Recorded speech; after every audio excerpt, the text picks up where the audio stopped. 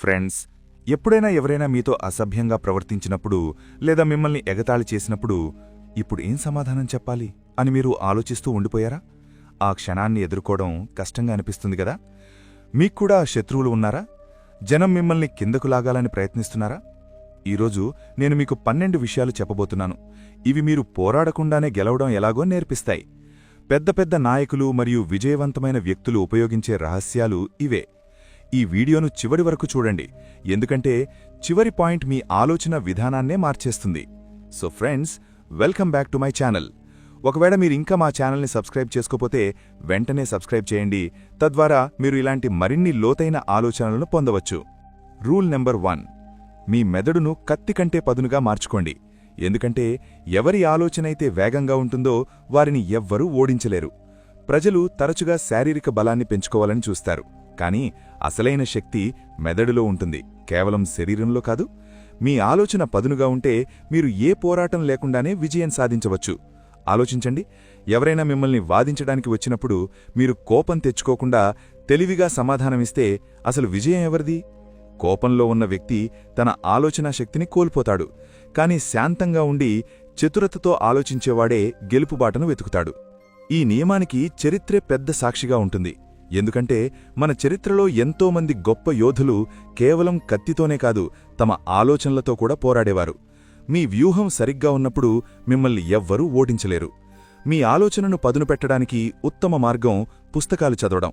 ప్రపంచంలోని అత్యంత ప్రభావవంతమైన మరియు మెదడును వేగవంతం చేసే పుస్తకాలేవన్నది నేను డిస్క్రిప్షన్లో లింకులతో సహా షేర్ చేశాను. తప్పకుండా చూడండి. ప్రతిరోజూ కొత్తది నేర్చుకోండి, తెలివైన వారితో మాట్లాడండి మరియు మీ తప్పుల నుండి పాఠాలు నేర్చుకోండి. ఏదైనా గొడవలో ఉన్నప్పుడు వెంటనే స్పందించకండి. ఎవరైనా మిమ్మల్ని రెచ్చగొట్టినప్పుడు మొదట ఆలోచించి ఆపై సమాధానమివ్వండి. లాంగ్ టర్మ్గా ఆలోచించండి. కేవలం ఈరోజు గెలుపు గురించి మాత్రమే కాకుండా రాబోయే కాలంలో ఏది లాభదాయకంగా ఉంటుందో ఆలోచించండి. ఎవరి ఆలోచన పదునుగా ఉంటుందో వారు ఆయుధం పట్టకుండానే శత్రువులను ఓడించగలరు. రూల్ నంబర్ 2, మీ ప్రశాంతతను మీ అతిపెద్ద శక్తిగా మార్చుకోండి.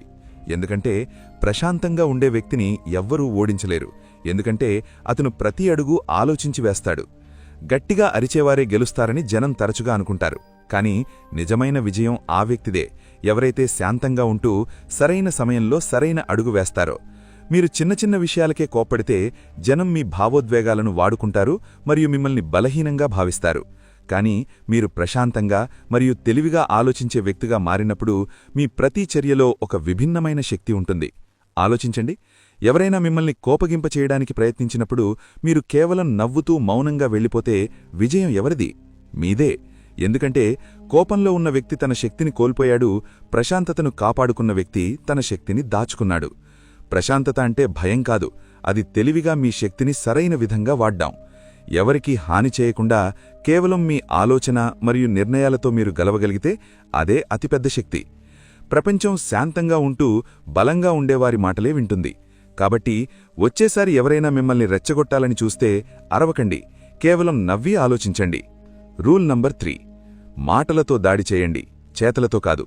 ఎందుకంటే ఈ ప్రపంచంలో మీ నాలుకే అన్నిటికంటే శక్తివంతమైన కత్తి. పోరాటంలో కేవలం బలంతోనే గెలవలేం, అసలైన విజయం మెదడుతో వస్తుంది. ఎవరైనా మిమ్మల్ని కోపంలో రెచ్చగొట్టాలని చూస్తే వారి ఉచ్చులో పడకండి. మాటలను సరిగ్గా వాడే వ్యక్తి చెయ్యి ఎత్తకుండానే శత్రువును ఓడించగలడు. ఎవరైనా మీపై అరుస్తున్నప్పుడు మీరు శాంతంగా ఉండి, నువ్వు చేస్తున్నది నీ బలహీనతను చూపిస్తోంది, నాది కాదు అని ఒక్క సరైన మాట అంటే ఏమవుతుంది? అవతలి వ్యక్తి తన్ను తాను నిస్సహాయుడిగా భావిస్తాడు. కోపం మనిషికి అతిపెద్ద బలహీనత. వారిని కోపంలో తప్పుగా మాట్లాడేలా చేస్తే సగం యుద్ధం అక్కడే గెలిచినట్లు. సో అవతలి వ్యక్తి కోపంలో ఉంటే మౌనంగా అతని మాట వినండి మరియు మీరు ఏమి సమాధానమివ్వాలో ఆలోచించండి. తక్కువ మాటలు ఎక్కువ ప్రభావం. సమాధానం ఎంత చిన్నగా సూటిగా ఉంటే అంత ప్రభావవంతంగా ఉంటుంది. మాటల్లో ఆత్మవిశ్వాసాన్ని తీసుకురండి. మీరు భయం లేకుండా, తొందరపాటు లేకుండా సమాధానమిచ్చినప్పుడు ప్రత్యర్థి బలహీనపడతాడు. తెలివైనవారు ఎప్పుడూ వాదనల్లో పడరు. వారు ఒక్క లైన్లో అలాంటి సమాధానమిస్తారు, అది అవతలి వ్యక్తిని ఆలోచించేలా చేస్తుంది. కాబట్టి వచ్చేసారి ఎవరైనా రెచ్చగొడితే చెయ్యెట్లే బదులు మెదడు వాడండి, మాటలతో దాడి చేయండి. రూల్ నెంబర్ 4, ఓపికే అతిపెద్ద ఆయుధం. ఎందుకంటే ఎవరి దగ్గరైతే ఓపిక ఉంటుందో వారు కాలాన్ని తమ వైపుకు తిప్పుకోగలరు. శక్తివంతమైన వ్యక్తులు వెంటనే ఎందుకు స్పందించరో ఎప్పుడైనా ఆలోచించారా? ఎందుకంటే ఓపికే అసలైన శక్తి అని వారికి తెలుసు. మీ దగ్గర ఓపిక లేకపోతే ఎవరైనా మిమ్మల్ని రెచ్చగొట్టి మీ శక్తిని వృధా చేయవచ్చు. ఆలోచించండి, ఎవరైనా మిమ్మల్ని తిడితే మీరు సమాధానం చెప్పే బదులు కేవలం నవ్వితే ఎవరిబ్బంది పడతారు? మిమ్మల్ని రెచ్చగొట్టాలని చూసిన వ్యక్తి. ఓపిక పట్టడం నేర్చుకున్నవారు పోరాడకుండానే ప్రత్యర్థిని ఓడిస్తారు. చరిత్రే సాక్షి. ఎవరైతే ఓపికతో ముందుకు వెళ్లారో వారు పెద్ద పెద్ద కష్టాలను జయించారు. సముద్రం కూడా నిరంతరం ప్రవహించే నదిని ఆపలేదు, ఎందుకంటే అడ్డంకులు ఓపిక ముందు తల వంచుతాయి. ఓపికను ఎలా పెంచుకోవాలి? ప్రతి స్పందనకు ముందు 5 సెకండ్లు ఆలోచించండి. ఎవరైనా రెచ్చగొట్టినప్పుడు సమాధానం చెప్పే ముందు మిమ్మల్ని మీరు ఆపుకోవడానికి ప్రయత్నించండి. పరిస్థితిని దూరం నుండి గమనించండి. ఇప్పుడు పెద్దగా కనిపిస్తున్న విషయం 5 ఏళ్ల తర్వాత కూడా ఇంతే పెద్దగా ఉంటుందా అని ఆలోచించండి. అంతేగాకుండా ఒకవేళ మనసు ప్రశాంతంగా లేనప్పుడు 10 సార్లు లోతైన శ్వాస తీసుకుని ఆపై ఏం చేయాలో ఆలోచించండి. ఓపిక ఉన్నవాడు నెమ్మదిగా తన విరోధులను అలసిపోయేలా చేస్తాడు. చివరికి విజయం అతనిదే అవుతుంది. Rule number 5. మీ శక్తిని సరైన చోట వాడండి, పనికిరాని పోరాటాల్లో కాదు. ఎందుకంటే కుక్క మొరిగిన ప్రతిసారి సింహం పట్టించుకుంటే అది అడవికి రాజలా అవుతుంది. లోకంలో చాలామంది మిమ్మల్ని రెచ్చగొట్టడానికి ప్రయత్నిస్తారు. కొందరు మీ విజయాన్ని చూసి అసూయపడతారు, కొందరు మిమ్మల్ని కిందకు లాగాలని చూస్తారు. కాని మీరు ప్రతి ఒక్కరితో పోరాడాల్సిన అవసరముందా? ఖచ్చితంగా లేదు. మీ శక్తిని సరైన చోట ఎలా వాడాలి? చిన్న విషయాలను ఇగ్నోర్ చేయడం నేర్చుకోండి. ప్రతి వాదన, ప్రతి గొడవ అవసరం లేదు. ఎవరైనా అనవసరంగా రెచ్చగొడితే సమాధానం ఇచ్చే కంటే ఇగ్నోర్ చేయడం ఉత్తమం.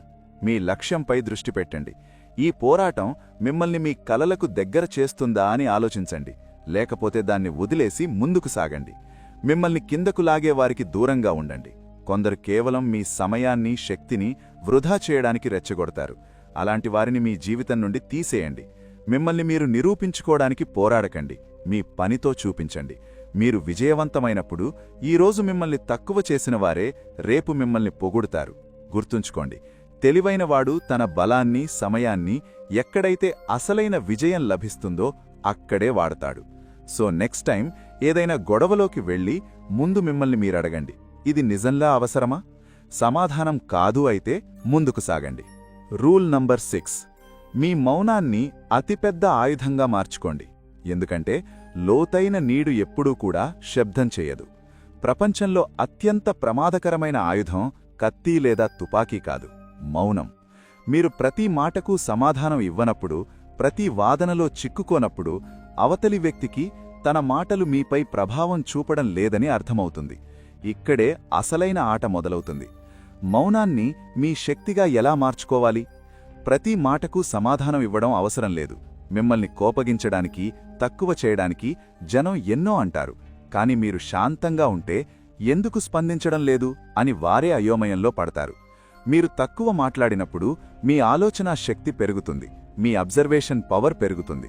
మీరు మనుషులను, వారి ఉద్దేశాలను, వారి ప్లాన్లను బాగా అర్థం చేసుకోగలరు. కొన్నిసార్లు మౌనమే అతిపెద్ద సమాధానం. జనం మీ సమాధానం కోసం ఎదురుచూస్తున్నప్పుడు మీరు కేవలం నవ్వితే ఆ నవ్వే వారికి పెద్ద జవాబవుతుంది. మీరు ఎంత తక్కువ మాట్లాడితే మీ మాటలకు అంత విలువ పెరుగుతుంది. సింహం వేటాడే సమయం వచ్చే వరకు మౌనంగా ఉంటుంది. మీరు కూడా అలాగే ఉండండి. సరైన సమయం వచ్చినప్పుడే మాట్లాడండి, మరియు మాట్లాడినప్పుడు ప్రపంచం మొత్తం వినేలా ఉండాలి. Rule number 7. ఎదుటి వ్యక్తిని అతని ఎత్తుగడలోనే చిక్కుకునేలా చేయండి. ఎందుకంటే వల పన్నేవాడు తరచుగా అందులోనే చిక్కుకుంటాడు. చాలాసార్లు జనం మిమ్మల్ని కిందకు లాగడానికి, కోపగించడానికి, మీపై కుట్రలు చేయడానికి ప్రయత్నిస్తారు. కాని నిజమైన ఆటగాడు తన ఎత్తుగడలు వేయడు. ఎదుటి వ్యక్తి ఎత్తుగడలోనే అతన్ని చిక్కుకునేలా చేస్తాడు. ఈ గేమ్ ఎలా ఆడాలి? ఎలాంటి స్పందన లేకుండా గమనించండి. ఎవరైనా కుట్ర చేస్తే వెంటనే రియాక్ట్ అవ్వకండి. కేవలం చూడండి, అర్థం చేసుకోండి, శాంతంగా ముందుకు సాగండి. మీరు కోపడతారని వారు ఆశిస్తారు, కాని మీరు ప్రశాంతంగా ఉంటే వారి ప్లానింగ్ పాడైపోతుంది. వారి ఎత్తుగడలనే వారిపై ప్రయోగించండి. మార్షల్ ఆర్ట్స్లో ప్రత్యర్థి బలాన్ని అతనిపైకే ఎలా వాడతారో అలా చెయ్యండి. ఎవరైనా మిమ్మల్ని బద్నాం చేయాలని చూస్తే వారి అసలు నిజం బయటపడేలా ఏదైనా చేయండి. ఎదుటి వ్యక్తిని అనుమానంలో పడేయండి. ఎవరైనా రెచ్చగొడితే నవ్వి, మంచి ప్రయత్నం, కాని నాకు ఏమీ ఫరక్ పడదు అని చెప్పండి. అన్నిటికంటే పెద్ద ప్రతీకారం మీ విజయమే. మిమ్మల్ని పడగొట్టాలని చూసేవారికి ఇంత ఎత్తుకు ఎదిగి సమాధానం చెప్పండి. వారు మిమ్మల్ని తాకలేనంత ఎత్తుకు వెళ్ళండి. Rule number 8. మిమ్మల్ని మీరు బలంగా మార్చుకోండి. శత్రువు మిమ్మల్ని ఎదుర్కోవడానికి భయపడేలా ఎదగండి. బలం అంటే కేవలం శారీరక శక్తి కాదు, ఆలోచన, సంకల్పం మరియు ఆత్మవిశ్వాసం. మీ బలహీనతను మీ బలంగా మార్చుకోండి. మీ కళ్లల్లో గెలుపు తపన కనిపించినప్పుడు అవతలి వ్యక్తి ముందే ఓడిపోతాడు. మీ తయారీ ఎంత బాగుండాలంటే మిమ్మల్ని ఓడించడం ఎవ్వరికీ సాధ్యం కాకూడదు. Rule number 9. మీ తదుపరి అడుగు ఎవరికీ తెలియనివ్వకండి. ఫ్రెండ్స్, మానవ జీవితం అత్యంత శక్తివంతమైన ఎత్తుగడ ఏదంటే అది ప్రత్యర్థికి కనిపించదు. యుద్ధంలో ప్రమాదకరమైన యోధుడు తన తదుపరి అడుగును అంచనా వేయనివ్వడు. మీ ఉద్దేశాలను అవి వాస్తవ రూపం దాల్చే వరకు రహస్యంగా ఉంచండి. తక్కువ మాట్లాడండి, ఎక్కువ చేయండి. చదరంగంలో తన ఎత్తుగడలను ముందే చెప్పేవాడు గెలవలేడు. సింహం వేటాడే ముందు శబ్దం చెయ్యదు, నేరుగా దాడి చేస్తుంది. Rule number 10. మీ భావాలను కాదు, ఫలితాలను చూపించండి. తన బాధను లోకానికి చాటి చెప్పేవాడు బలహీనంగా భావించబడతాడు. కాని మౌనంగా కష్టపడి ఫలితాలతో సమాధానం చెప్పేవాడే అసలైన ఆటగాడు. భావోద్వేగాలను అదుపులో ఉంచుకోవడం ఒక కళ. సానుభూతి కోసం వెతక్కండి. మీ శక్తిని, మీ నైపుణ్యాలను పెంచుకోవడానికి వాడండి. ప్రపంచానికి మీ భావాలు కాదు, మీ పని కనిపిస్తుంది. Rule number 11. ప్రతి రిలేషన్లో మీ హద్దులను నిర్ణయించుకోండి. ఎందుకంటే ప్రతి మనిషికి తన పరిధులు తెలిసి ఉండాలి. మీరు కాదు అని చెప్పలేనని తెలిసినప్పుడే జనం మిమ్మల్ని వాడుకుంటారు. మీ ఆత్మసభిమానం యొక్క సరిహద్దులను ఇతరుల చేతుల్లో పెట్టకండి. బంధం ఏదైనా, స్నేహితం లేదా పని, మీ నియమాలు మరియు హద్దులు ఏమిటో స్పష్టంగా, శాంతంగా చెప్పండి. అందరినీ సంతోషపెట్టాలని చూసేవాడు చివరకు తనను తాను కోల్పోతాడు. హద్దులు అనేవి ఆత్మసభిమానానికి రక్షణ కవచం. మీ హద్దులు బలంగా ఉన్నప్పుడే జనం మిమ్మల్ని సీరియస్గా తీసుకుంటారు. సో ఇప్పుడొకసారి మీలో మీరే, నాలో నిజంగా వద్దు అని చెప్పే ధైర్యం ఉందా అని మీ మనసును అడగండి. Rule number 12. ఓటమిని ఆయుధంగా మార్చుకోండి, భారంగా కాదు. ఎందుకంటే ఎవరైతే తన ఓటమి నుండి కొత్త పాఠాలు నేర్చుకుంటాడో అతను తన విజయానికి పునాది వేసుకున్నట్టే. కాని ఓడిపోయాక తనను తాను నిందించుకునేవాడు మళ్లీ లేవలేడు. అసలైన శక్తి ఓడిపోవడంలో లేదు, ఓటమి తరువాత లేచి నిలబడే సంకల్పంలో ఉంది. ఓటమిని ఆయుధంగా ఎలా వాడుకోవాలి? మొదట మీ తప్పులను అంగీకరించండి. మీతో మీరు అబద్ధం చెప్పుకోకండి. పడిపోయిన ప్రతిసారీ ఈసారి ఏం నేర్చుకున్నాను అని ఆలోచించండి. ఆ పాఠాన్ని ఆయుధంగా వాడండి. లోకంలో గొప్ప వ్యక్తులు ఎవ్వరూ మొదటి ప్రయత్నంలోనే గెలవలేదు, కాని వారు ఓటమిని తమపై హావీ అవ్వనివ్వలేదు. మీరు పడి లేచినప్పుడు మీ ఆత్మ ఇనుములా గట్టిపడుతుంది. అంతేకాకుండా ఈ విషయాన్ని గుర్తుంచుకోండి, జనం ఇప్పుడు కూడా మీ మొదటి ఓటమిని గుర్తుంచుకోరు, మీ చివరి విజయాన్నే గుర్తుంచుకుంటారు. సో ఫ్రెండ్స్, మీరు పోరాడకుండానే గెలవడం నేర్చుకోవాలంటే ఈ 12 పాయింట్లు మీ జీవితంలో పాటించండి.